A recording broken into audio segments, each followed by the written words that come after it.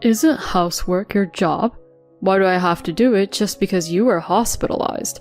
You originally said I didn't have to do the cleaning, so I absolutely won't do it. If you understand, then hurry up and clean. If you don't like it, let's get a divorce. After being hospitalized for 3 days due to overwork, I returned home and was speechless at the deplorable condition of the house. I wondered how the inside of the house could turn into such a mess in just 3 days. The entrance was littered with muddy shoes, and the laundry piled up in the washing machine had an unpleasant smell. The kitchen sink was filled with unwashed pots, dishes, and cups piled up like a mountain. On the table, half-eaten takeout meals and empty containers were left, emitting a foul odor. The floor, of course, was covered in dust and felt gritty. Despite this situation, my husband blamed me for not cleaning and didn't lift a finger to help. And to top it off, he mentioned divorce. I didn't want to worry my kind-hearted in-laws, so I didn't want a divorce. I was more concerned about my in-laws than my husband, so I lowered my head to him. Can't you reconsider the divorce? My husband smirked as if he had expected me to say that. Sure, if you really don't want a divorce. My name is Johanna. I love my job. And before I knew it, I was in my 40s. Even so, I didn't mind it too much, but my parents felt sorry for me and started arranging matchmaking meetings. I initially declined the first few proposals, stating my love for work and how I absolutely didn't want to get married. However, the last proposal they brought up was a matchmaking with my childhood friend Melvin, who lives near my parents' house. A matchmaking with Melvin, huh? They've always been kind to me, so maybe I should at least meet him. Convinced by my parents, I agreed to meet him, but it had been a long time since I had seen my childhood friend, with whom I had been matched with. My parents are busy, so we only communicated over the phone. Even during the matchmaking process, I only met with my childhood friend. He is 5 years younger than me, and when we were kids, I used to hold his hand a lot. Yeah, I used to always follow you around, right? When you were little, you were such a cute, spoiled kid that I couldn't help but tease you. That's right. It was during a summer fair when we were little. We reminisced about old memories and hit it off. Melvin said it was okay for me to continue working, so we started dating, and a year later we got married. This happened when I was 38 years old. Since we did not have a wedding, Melvin, who became my husband, met my parents only at the introduction meeting, and after that, we did not see each other very often. To make up for it, my in-laws were very considerate and caring. I had often visited my husband's house since I was a child and knew his parents well. My in-laws were very happy that I was getting married. I'm so happy that you're coming to be our daughter-in-law, Johanna. Are you really sure about Melvin? Yeah. This guy has always lived with his parents and can't do anything, you know? Melvin had never lived on his own, and he always said that his parents had taken care of all the household chores and he couldn't do anything. Even so, I thought he could manage some things. Whatever he couldn't do, I could handle. That's what I believed. However, Melvin, the washing machine wasn't running. Just putting clothes in won't do it. You have to add detergent and press the button. Oh, right. I'm sorry. It turned out that Melvin couldn't do any housework at all. I tried to teach him a few times, but he couldn't seem to remember and kept making mistakes, leaving me to redo everything. I couldn't help but chuckle at my husband, who apologized with a look of embarrassment, thinking that some things never change from childhood. It's okay, I'll take care of it so you don't have to do anything. Oh, but could you at least handle the simple task of taking out the trash? I couldn't help it, so I decided to take on the household chores myself and asked my husband to handle the task of taking out the trash, something anyone could do. My husband is generally kind, but sometimes he has these moments that make me wonder.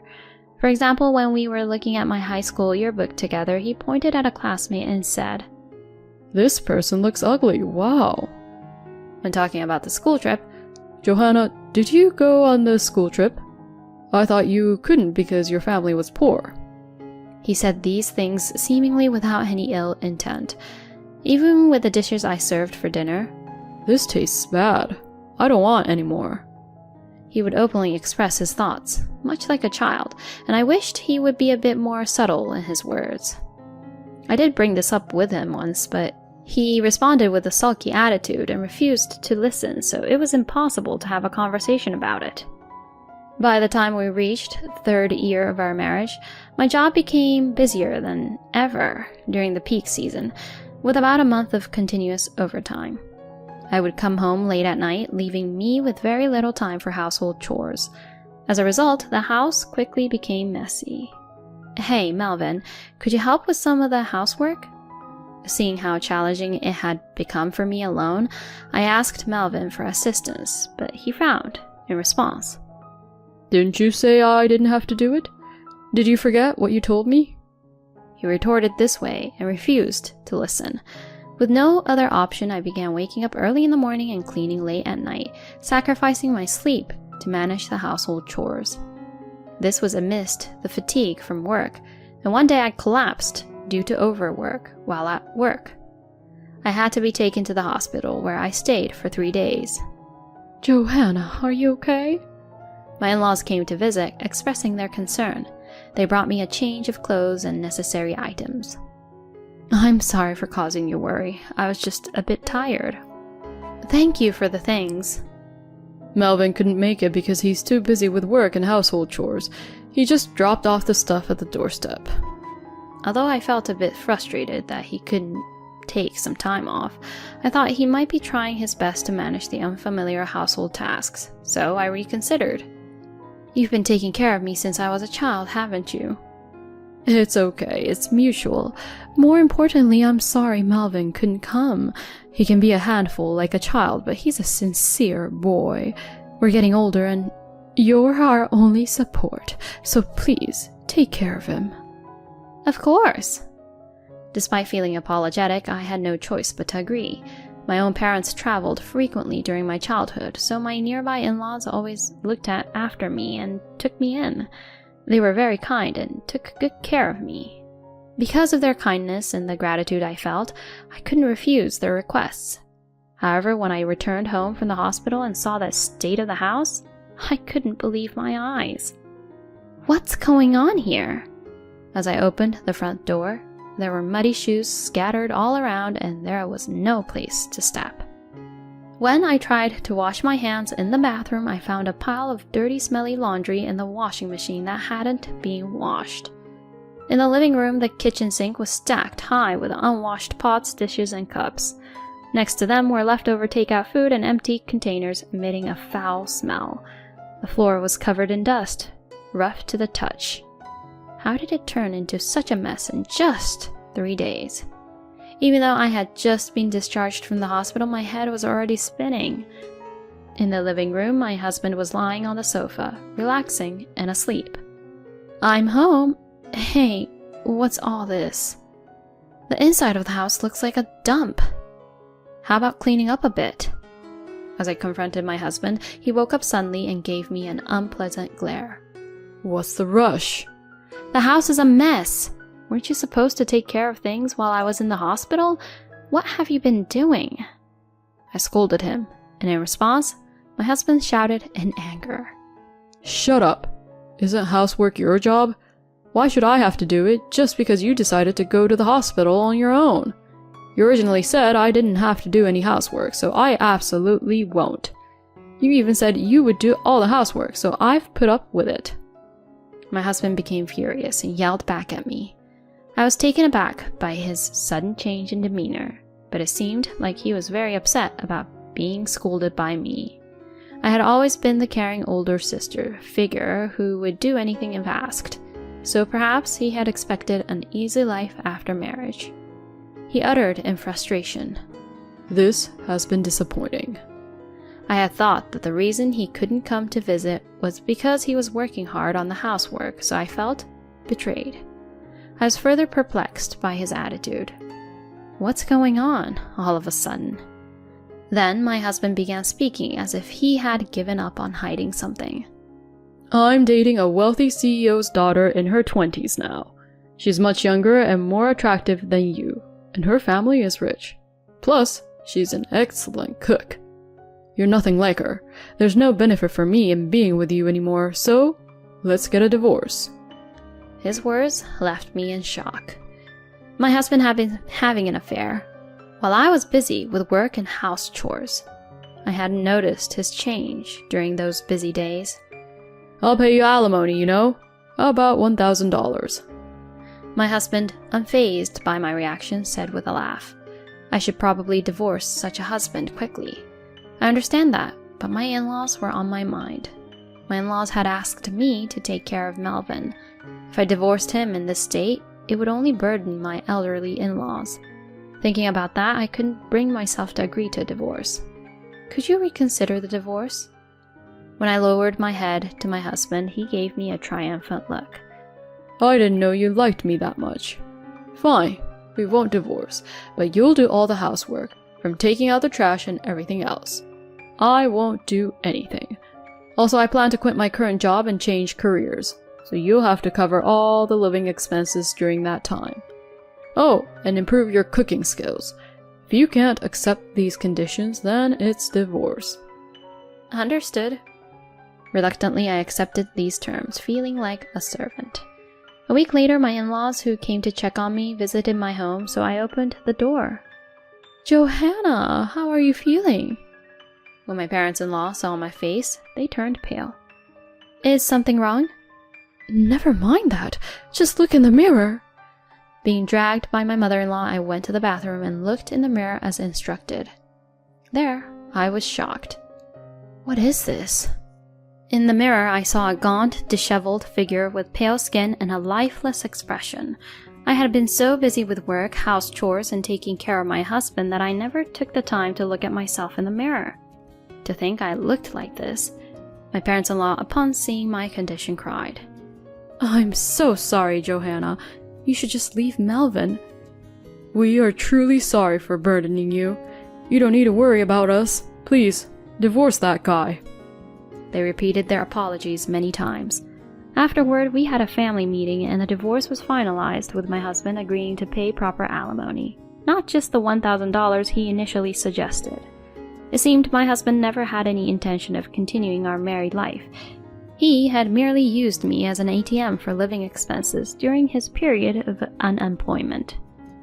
My parents-in-law were furious with him and demanded an apology, but I, exhausted, declined their request and returned to my parents' home. The alimony was successfully transferred, and a month after the divorce was finalized, my parents had reserved a fancy restaurant for me today. As I waited for my parents, who were running late due to work, I was surprised to hear someone say, "Huh?" I turned around and saw my ex-husband standing there with a smirk on his face. Beside him was his new wife. Isn't it, Johanna? You've aged, haven't you? You don't look 41. And you, just because you got alimony from me doesn't mean a place like this is suitable for a poor person like you, right? My ex-husband said, making a mockery of me. Leah is completely different. Her face and skin are much better than yours. A woman in her 20s is definitely fresher than a old hag. Plus, I'm happy because I married the president's daughter. Divorcing a poor person like you was the right choice. My ex-husband started boasting about his new spouse. When he mentioned a name, it sounded familiar. I couldn't help but stare intently at the new spouse. The moment the new spouse awkwardly looked away, I suddenly realized. I see, that's how it was. Melvin, you've been mocking me for so long, but the foolish one here is you. I'll give it back to you twice as hard. Understanding everything, a little smirk escaped from me. Ignorance is bliss. My condolences. What do you mean? Don't make excuses just because you're frustrated. As my ex-husband continued to confront me, I explained to him. Your new spouse, Leah, was my classmate, you know. Huh? What are you talking about? Leah is in her 20s. Do you seriously think you can pass for being in your 20s yourself? No, Leah is different. She's the same age as me, but she's lied about her age. She's probably had some plastic surgery to look younger.